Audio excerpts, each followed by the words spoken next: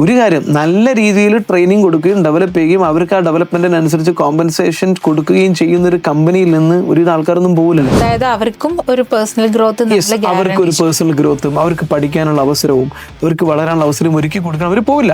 പക്ഷേ എല്ലാവരും പോകില്ല ഞാൻ പറയില്ല. 20% ആളുകൾ എന്നാലും പോകും. നിങ്ങൾ കൊടുക്കുന്നതിനേക്കാളും കൂടുതൽ ശമ്പളം കൊടുക്കാൻ നിന്ന് കഴിഞ്ഞാൽ പോകും, പോയേക്കാം, പോണം. അപ്പോഴും നിങ്ങൾ അയാളെ ഡെവലപ്പ് ചെയ്തില്ലേ? അപ്പോഴും അയാളെ കൂടുതൽ ശമ്പളം കിട്ടാൻ നിങ്ങൾ പ്രാപ്തനാക്കിയില്ലേ? നിങ്ങളുടെ സോഷ്യൽ കോൺട്രിബ്യൂഷൻ അല്ലേ ചെയ്തത്? അത് ചെയ്യണം. കാരണം 20% ആൾക്കാർ പോയാലും ഒരു കുഴപ്പം നിങ്ങളുടെ സ്ഥാപനത്തിന് സംഭവിക്കാൻ പോകുന്നില്ല. കാരണം നിങ്ങൾ ട്രെയിൻ ചെയ്ത സ്റ്റാഫിൽ 40% സ്റ്റാഫിന് മതി നമുക്ക് നമ്മുടെ ബിസിനസ്സിനെ നെക്സ്റ്റ് ലെവലിലേക്ക് കൊണ്ടുപോകാൻ. എല്ലാവരും വേണ്ട, കുറച്ച് ആളുകൾ പോട്ടെന്നേ. കുറച്ച് ആളുകൾ മറ്റുള്ളവരുടെ കമ്പനി ഡെവലപ്പ് ചെയ്യാൻ നമുക്ക് കൊടുക്കണ്ടേ? ഇപ്പം ജി പോലുള്ള വലിയ കമ്പനികളാണ് ലോകത്തിലെ ഏറ്റവും കൂടുതൽ സിഇഒമാരെ ഡിസ്ട്രിബ്യൂട്ട് ചെയ്യുന്ന കമ്പനി. അതിൻ്റെ ഒരു സോഷ്യൽ ഷെയറിങ്ങിൻ്റെ ഭാഗമാണ്. പിന്നെ ഒരു കാര്യം കൂടെ ഓർക്കുക, നമ്മളെപ്പോലെ പല ബിസിനസ്സുകാരും പലയിടത്തും വർക്ക് ചെയ്ത് അവിടുന്ന് കിട്ടി ട്രെയിനിങ് ഒക്കെ പഠിച്ചിട്ട് ചാടിയതല്ലേ. അതെ, അതായത് ഒരു ഓൺടർപ്രണർ മൈൻഡ് സെറ്റ് ഉള്ള ആളെ നമ്മൾ എത്ര പിടിച്ചു വെച്ചാലും ഒരു ലിമിറ്റ് കഴിയുമ്പം അവരവരുടേതായിട്ടുള്ള നല്ല ചിറകുള്ളൊരു പക്ഷിയെ നമ്മൾ എത്ര കാലം നമ്മൾ കൂട്ടിലിടും പറക്കാതെ. അതിനാ സമയമാകുമ്പോൾ നമ്മൾ കൂട് തുറന്നിട്ട് അത് പറന്നു പോകും. പറക്കേണ്ടവർ പറക്കും. ഓൺടർപ്രണർ ആവാൻ തീരുമാനിച്ച ഒരാളുണ്ടെങ്കിൽ അയാൾ ഓൺടർപ്രണർ ആവുകയും ചെയ്യാം. നിങ്ങൾ പിടിച്ചു വെച്ചാൽ ഇല്ലെങ്കിൽ ശരി കഴിവ്. പക്ഷേ വേറെ പ്രശ്നം എന്താണെന്ന് വെച്ചാൽ ഇപ്പം ഒരേ സെഗ്മെന്റ് നമ്മൾ ചെയ്ത അതേ ബിസിനസ് തന്നെ കുറച്ചാളിപ്പം നമ്മുടെ സ്റ്റാഫായിട്ട് നിന്ന ആളുകൾ പോയി തൊട്ടപ്പുറത്ത് തന്നെ സ്റ്റാർട്ട് ചെയ്യുമ്പം അത് ഒരു ഓൺടർപ്രണർ എന്നുള്ള രീതിയിൽ നമുക്ക് ഭയങ്കര ബുദ്ധിമുട്ടുണ്ടാക്കുന്ന കാര്യമില്ല. ബുദ്ധിമുട്ടുണ്ടാക്കും. നമ്മളെ കൂടെ വർക്ക് ചെയ്തവർ നമ്മളെ കോമ്പറ്റീറ്റർ ആയിട്ട് വരും, നമ്മുടെ സുഹൃത്തുക്കൾ നമ്മളെ കോമ്പറ്റീറ്റർ ആയിട്ട് വരും. അതൊക്കെ ബിസിനസ്സിനുണ്ട്. ആ പ്രശ്നങ്ങളൊക്കെ പറഞ്ഞതാണ് ബിസിനസ്. അപ്പൊ അതിനേക്കാളും നല്ലത് എന്തെങ്കിലും കസ്റ്റമർക്ക് കൊടുക്കാൻ പറ്റുന്ന രീതിയിൽ നമ്മൾ കോമ്പറ്റീറ്റീവ് എഡ്ജ് എടുത്ത് മുന്നോട്ട് പോകുക മാത്രമേ അവിടെ പരിഹാരമുള്ളൂ. അയാളെ തുടങ്ങരുതെന്ന് പറഞ്ഞിരിക്കാൻ പറ്റൂല. അങ്ങനെ പേടിയുണ്ടെങ്കിൽ നിങ്ങൾ ഈ പണിക്ക് ഇറങ്ങണ്ടെന്നേ ഞാൻ പറയുള്ളൂ. കച്ചവടത്തിന് ഇറങ്ങണം, ഇതൊക്കെ നേരിടണം. ഈ പറഞ്ഞ പ്രശ്നങ്ങളെല്ലാം നേരിടാൻ പറ്റുമെങ്കിൽ മാത്രമേ നിങ്ങൾ ബിസിനസ്സിൽ ഇറങ്ങാൻ പാടുള്ളൂ. നിങ്ങളുടെ കൂടെ പണിയെടുത്തോളൂ, നിങ്ങളുടെ സ്റ്റാഫ് നിങ്ങൾ കോമ്പറ്റീറ്റർ വരും. എനിക്ക് അങ്ങനെ വന്നിട്ടുണ്ട്, കോമ്പറ്റീറ്ററിനെ ശ്രമിച്ചിട്ടുണ്ട്. അപ്പം നിങ്ങൾ അവരെക്കാളും മുന്നിൽ ഓടാൻ ശ്രമിക്കുക. അവരോടി എത്തുന്നതിന് മുമ്പേ നിങ്ങൾ മാർക്കറ്റിൽ എത്തുക. നിങ്ങളുള്ള സർവീസുകൾ ബെസ്റ്റ് ആയിട്ട് കൊടുക്കുക. അപ്പൊ പിന്നെ കസ്റ്റമർ നിങ്ങളെ പ്രിഫർ ചെയ്തുകൊണ്ടിരിക്കുക. അത്രയേ ഉള്ളൂ. ബിസിനസ്സിൽ കോമ്പറ്റീഷനെ പേടിച്ചിട്ടൊന്നും നമുക്ക് ചെയ്യാതിരിക്കാൻ പറ്റില്ല. ഓക്കെ, പിന്നെ ഈ സ്റ്റാഫിന്റെ കാര്യം പറഞ്ഞ സമയത്ത് തന്നെ ഇപ്പൊ നമ്മൾ ഉദ്ദേശിക്കുന്ന പോലെ നമ്മുടെ സ്ഥാനത്ത് നിന്ന് ചിന്തിച്ച് കാര്യങ്ങളൊക്കെ ചെയ്യുന്ന ഒരു സ്റ്റാഫിനെ കിട്ടാനാണ് ആസ് എൻ ഓൺടർപ്രണർ എല്ലാവരും ആഗ്രഹിക്കുന്നത്. പക്ഷെ നമുക്ക് അങ്ങനെയുള്ള ആളുകളെ കിട്ടാൻ ഒരുപാട് ബുദ്ധിമുട്ടുണ്ട്. ഇപ്പം നമ്മൾ പറഞ്ഞു കൊടുക്കുന്ന കാര്യങ്ങൾ, ട്രെയിൻ ചെയ്ത് കൊടുക്കുന്ന കാര്യങ്ങൾ 1 വർഷമായാലും 2 വർഷമായാലും 3 വർഷമായാലും അവരതങ്ങനെ റൂട്ടീനായിട്ട് ചെയ്തു പോകുന്നല്ലാതെ അവരുടേതായ രീതിയിൽ നമ്മുടെ ബിസിനസ് ഡെവലപ്പ് ചെയ്യാനുള്ള ഇൻപുട്സ്, അവരുടേതായ രീതിയിലുള്ള സജഷൻസ്, ഇതൊന്നും തരുന്ന ആളുകളുണ്ട്. പക്ഷെ നമ്മൾ കുറേ ശ്രമിച്ചാലും നടക്കാത്തൊരു ഓൺടർപ്രണേഴ്സ് പലരും ശ്രമിച്ചിട്ടും നടക്കാത്തൊരു കാര്യമാണ്. കാരണം ഇപ്പം അവർ നേരിടുന്ന പ്രശ്നങ്ങൾ എന്താണെന്ന് ചോദിക്കുമ്പം പല ഓൺടർപ്രണേഴ്സും പറയുന്നതാണ് നല്ല ടീമില്ല, നല്ല സ്റ്റാഫില്ല, ഷോർട്ടേജ് ഓഫ് സ്റ്റാഫാണ്. ഇപ്പം 100 എംപ്ലോയീസ് വർക്ക് ചെയ്യുന്ന ഒരു കമ്പനിയിൽ നമ്മൾ ഒരു ഓൺടർപ്രണർ എടുത്ത് ചോദിക്കുകയാണ് ഇതിൽ എത്ര % ആളുകളാണ് നമ്മൾ എക്സ്പെക്ട് ചെയ്യുന്ന രീതിയിൽ ക്യാപ്പബിൾ ആയിട്ട് ഡെഡിക്കേറ്റ് ചെയ്ത് വർക്ക് ചെയ്യുന്നുണ്ട്. ജസ്റ്റ് 10% ബിലോ ആളുകളെ കാണൂ. ബാക്കി 90%ഉം ഈ പറയുന്ന പോലെ എന്തെങ്കിലും ഒരു ജോലി വേണം, ഒരു 9 to 5 വർക്ക് വേണം, ജീവിച്ചു പോകാൻ ശമ്പളം വേണം എന്നതിനപ്പുറത്തേക്ക് അവരൊന്നും കോൺട്രിബ്യൂട്ട് ചെയ്യുന്നില്ല എന്നുള്ളതാണ്. ഇത് എന്തുകൊണ്ടായിരിക്കും? ഇതെന്താണെന്ന് ചോദിച്ചു കഴിഞ്ഞാല് ഒരാള് കമ്മിറ്റഡ് ആയി ക്യാപ്പബിൾ ആയി വളരാനുള്ള ഇതിന്റെ കൂടെ വേറൊരു കാര്യം കൂടെ ഉണ്ട്.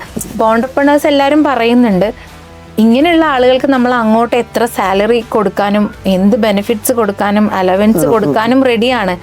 അത്രയും കോൺട്രിബ്യൂഷൻ ആ സൈഡിൽ നിന്ന് കിട്ടുന്നുണ്ടെങ്കിൽ നമ്മുടെ സൈഡിൽ നിന്ന് എന്ത് സപ്പോർട്ട്, ഫിനാൻഷ്യൽ മാറ്റർ ആണെങ്കിൽ എന്താണെങ്കിലും ഇവർ റെഡിയാണ്. ബട്ട് ഇത്രയൊക്കെ അവർ സപ്പോർട്ട് ചെയ്യാൻ റെഡി ആയിട്ടും നമ്മൾ എക്സ്പെക്ട് ചെയ്യുന്ന ഒരു ഔട്ട്പുട്ട് എംപ്ലോയീസിന്റെ അടുത്ത് നിന്ന് കിട്ടുന്നില്ല. അതൊരു പ്രധാനപ്പെട്ട കാര്യം എന്താണെന്ന് വെച്ച് കഴിഞ്ഞാല് ഇമ്പോർട്ടൻ്റ് ആയിട്ട് നമ്മൾ മനസ്സിലാക്കേണ്ട ഒരു സംഭവമുണ്ട്. വിഷൻ ഓൺടർപ്രണർക്ക് ഉള്ളതുപോലെ തന്നെ എംപ്ലോയീസിനും വിഷൻ ഉണ്ടാവും. എനിക്ക് ഇത്രയൊക്കെ മതി, എനിക്ക് ഇങ്ങനെ ജീവിച്ചാൽ മതി എന്ന് വിചാരിക്കുന്ന വലിയ വിഷൻ ഇല്ലാത്ത ഒരുപക്ഷെ നല്ല കഴിവുണ്ടാവും, നല്ല ക്യാപ്പബിലിറ്റി ഉണ്ടാവും. പക്ഷെ മൈൻഡ് സെറ്റ് ഉണ്ടാവില്ല. അങ്ങനെയുള്ള ആളുകളെ നമ്മൾ ഇനി എന്ത് കാര്യം കാണിച്ചിട്ടും എത്ര കഴിവും ട്രെയിനിങ് കൊടുത്തിട്ടുണ്ട് അവരെ പൈക്കൊള്ളുന്നില്ല. അവരെ വിഷൻ ചേഞ്ച് ചെയ്യാത്തടത്തോളം കാലം. ഉദാഹരണം പറയാൻ ഇപ്പൊ ഞാൻ എപ്പോഴും പറയുന്ന ഒരു സംഗതിയാണ്, സച്ചിൻ ടെണ്ടുൽക്കറെക്കാളും നന്നായിട്ട് കളിക്കാൻ അറിയുന്ന ഒരുപാട് ക്രിക്കറ്റ് കളിക്കാരുണ്ടായിരിക്കും. ഇപ്പൊ മലപ്പുറം ജില്ലക്കാരാണ് ഞാൻ. മലപ്പുറം ജില്ലയിൽ ജനിക്കുന്ന മിക്കവാറും എല്ലാ കുട്ടികളും ഫുട്ബോൾ തട്ടിയിട്ടാണ് വരുന്നത്. മലപ്പുറം ജില്ലയുടെ ഓൾമോസ്റ്റ് സെയിം പോപ്പുലേഷൻ ആണ് അർജന്റീനയിലുള്ളത്, 45 ലക്ഷം. 4.5 മില്യൺ ആണ് അപ്രോക്സിമേറ്റ്ലി, ചെറിയ വ്യത്യാസങ്ങളൊക്കെ ഉണ്ടാവാം. അവിടെയും ജനിക്കുന്ന ഓരോ കുട്ടിയും എന്ത് ചെയ്യുന്നുണ്ട്, ഫുട്ബോൾ തട്ടുന്നുണ്ട്. എന്നാൽ മലപ്പുറത്ത് നിന്ന് ഇതുവരെ വേൾഡ് കപ്പിൽ കളിക്കാൻ പറ്റുന്ന, അല്ലെങ്കിൽ ഫസ്റ്റ് ഗ്രേഡിലോ സെക്കൻഡ് ഗ്രേഡോ തേർഡ് ഗ്രേഡോ ഫോർത്ത് ഗ്രേഡിലൊക്കെ ക്ലബ്ബുകളിലോ കളിക്കാൻ അംഗത്വം നേടിയ ഒരു കളിക്കാരനുണ്ടായിട്ടില്ല. എന്നാൽ അർജന്റീനയിൽ ഈ ഗണത്തിൽ ആയിരക്കണക്കിന് കളിക്കാർ ഓരോ വർഷം എന്ന് പറയുന്ന പോലെ ഉണ്ടായിക്കൊണ്ടിരിക്കും. യൂറോപ്പിലും ഒരു എല്ലാ ക്ലബ്ബുകളിലും അർജന്റീന കളിക്കാരുടെ സെയിം പോപ്പുലേഷനാണ്, സെയിം ഹാബിറ്റാണ്, സെയിം പാറ്റേൺ ആണ്. എന്തുകൊണ്ടാണ് മലപ്പുറത്തൊരാൾക്ക് കഴിയാത്തത്? മലപ്പുറത്തുള്ളൊരു കുട്ടി പന്ത് തട്ടി തുടങ്ങുന്നത് പാടത്തും പറമ്പിലും കളിക്കുക, സെവൻസിൽ കളിക്കുക. മാക്സിമം അയാളുടെ എയിം അത്രയേ ഉള്ളൂ. സെവൻസിൽ കുറച്ച് കയ്യടി വാങ്ങണം, നോട്ടുമാല കഴുത്തിലിടണം എന്നതിനപ്പുറത്തുള്ളൊരു വിഷനും കൊണ്ടല്ല അയാളൊരു വേൾഡ് കപ്പിൽ കളിക്കാം എന്നുള്ളൊരു സ്വപ്നത്തിന്റെ ലാഞ്ചന പോലും അയാളുടെ മൈൻഡിൽ എവിടെയില്ല. എന്നെ കൊണ്ട് പറ്റുന്ന ആൾ വിശ്വസിക്കുന്ന പോലുമില്ല.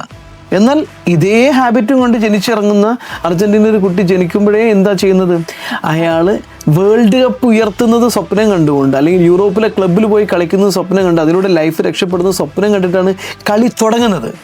സോ ആ വിഷനിലേക്കാണ് അയാളുടെ കാലിനെ ബലപ്പെടുത്തുന്നത്. ആ വിഷനിലേക്കാണ് അയാളുടെ സ്പീഡിനെ ക്രമീകരിക്കുന്നത്. നേരെ മറിച്ച് മലപ്പുറത്തുകാരൻ അയാളുടെ മസിലുകളെ ചുരുക്കുന്നത് സെവൻസ് എന്ന് പറയുന്ന ഇട്ടാവട്ടത്തുള്ള ചെറിയ ഗ്രൗണ്ടിലേക്കാണ്. മലപ്പുറത്തുകാരൻ അയാളുടെ സ്പീഡിനെ കുറയ്ക്കുന്നത് സെവൻസിലേക്കാണ്. മലപ്പുറത്തെ ഫുട്ബോളിനെ നശിപ്പിച്ച സാധനത്തിന്റെ പേര് സെവൻസ് എന്നാ. ഒരു ഇന്റർനാഷണൽ കളിക്കും പറ്റുന്ന ഫിറ്റ്നസ് മലപ്പുറത്തുകാരനെ ഇല്ലാണ്ടാക്കിയത് സെവൻസ് എന്ന് പറയുന്ന ചെറിയ ഗ്രൗണ്ടുകളാണ്. പറഞ്ഞു വരുന്നത് വിഷൻ. അപ്പൊ ഈ ചെറിയ ഗ്രൗണ്ടിലേക്ക് കളി പ്രിപ്പയർ ചെയ്യുന്ന ഒരാൾക്ക് ഇത്ര കഴിവ് മതി. എത്ര കഴിവ് അയാളുടെ ഉള്ളിലുണ്ടെങ്കിലും അയാളത് പുറത്തെടുക്കൂല. അതുപോലെയാണ് സ്ഥാപനങ്ങളിൽ ഈ വളരാൻ വില്ലിങ് അല്ലാത്ത, പൊട്ടൻഷ്യൽ ഉണ്ടാവും ഉള്ളില്, പക്ഷെ അയാൾക്ക് താല്പര്യമില്ല, അയാൾക്ക് വിഷനില്ല. അയാളെ നമുക്ക് ട്രെയിൻ ചെയ്തിട്ടോ അയാള് ഇത്രയൊക്കെ മതി, എന്തിനാ അതിനെ കുറിച്ച് ചിന്തിക്കുന്നത്, എന്തിനാ അതിനൊക്കെ ഡെവലപ്മെന്റ് കൊടുക്കുന്നത്. നേരെ മറിച്ച് എനിക്കൊരു വലിയ കമ്പനിയുടെ CEO ആയിട്ട് മാറണമെന്ന് ആഗ്രഹിച്ചു വരുന്ന ഒരാളുടെ പെരുമാറ്റം, അയാൾ പുതിയ കാര്യങ്ങൾ പഠിക്കാൻ ശ്രമിക്കും, മാർക്കറ്റിനെ കുറിച്ച് പഠിക്കാൻ ശ്രമിക്കും, മാനേജ്മെന്റിന് റെക്കമെൻഡേഷൻ കൊടുക്കും, മാനേജ്മെന്റിന് സപ്പോർട്ട് ചെയ്യും, പ്രൊഡക്റ്റ് ഇന്നോവേഷനിൽ അയാൾ കോൺട്രിബ്യൂട്ട് ചെയ്യും. അയാളുടെ ഉള്ളിലൊരു വലിയ വിഷൻ ഉണ്ടാവും. അപ്പൊ നമുക്ക് വേണ്ടത്, നമ്മൾ നല്ല ലീഡർഷിപ്പ് പൊസിഷനിലേക്കെല്ലാം വേണ്ടി കരിയറിനെ കുറിച്ച്, സ്വന്തം ജീവിതത്തെക്കുറിച്ച് വലിയ വിഷനുള്ള ആളുകളെയാണ് വേണ്ടത്. വലിയ വിഷനുള്ള ആളുകളെ കിട്ടിക്കഴിഞ്ഞാൽ, അല്ലെ ആരോ നമുക്ക് ഡെവലപ്പ് ചെയ്താൽ, ട്രെയിൻ ചെയ്താൽ നിങ്ങൾക്ക് അത് വലിയ ഉപകാരമായിരിക്കും. അല്ലെങ്കിൽ കഴിവുള്ള ആളുകളായിരിക്കും, പക്ഷെ അവരിൽ വിഷൻ ഉണ്ടാക്കി കൊടുക്കാൻ പറ്റും. ഓൺട്രപ്രണേഴ്സിന് നമുക്ക് കൂടെ നിന്നുകൊണ്ട് അവരെ വിഷൻ ഉണ്ടാക്കി കൊടുത്ത് അവരെ വിഷനെ ഡെവലപ്പ് ചെയ്ത് കഴിഞ്ഞാൽ ഒരു പക്ഷെ നമ്മൾ ഉദ്ദേശിക്കുന്ന തരത്തിലേക്ക് എത്തും. ഇത് ചെയ്യേണ്ടത് ആരാന്ന് ചോദിച്ചു കഴിഞ്ഞാൽ നമ്മൾ തന്നെയാണ്.